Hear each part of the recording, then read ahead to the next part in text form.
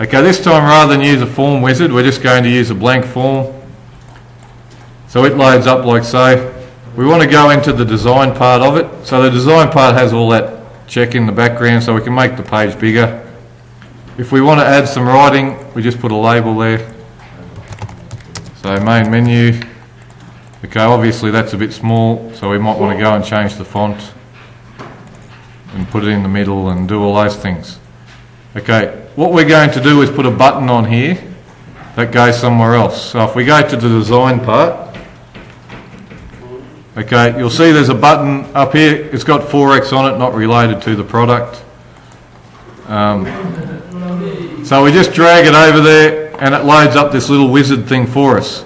And there's a range of things, so you can actually go through records, and I'll show you that later, but we actually want to open a form. So we go to the form one, we go to open form, click next.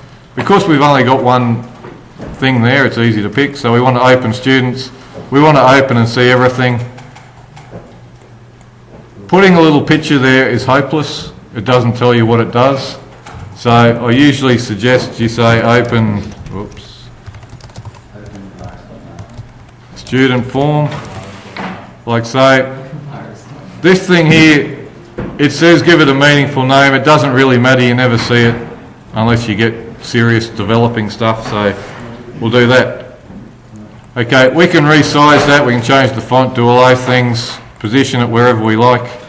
When we go and look at the thing, here's our menu. We click on that, it will go and open up our students table. Okay, what we can do on the bottom of the students table is we go into the design of that. Down the bottom here is the footer. So remember, footers sit at the bottom of something. Okay, I want to add a button here that's going to close the form. Okay, so we just go form operations, close the form.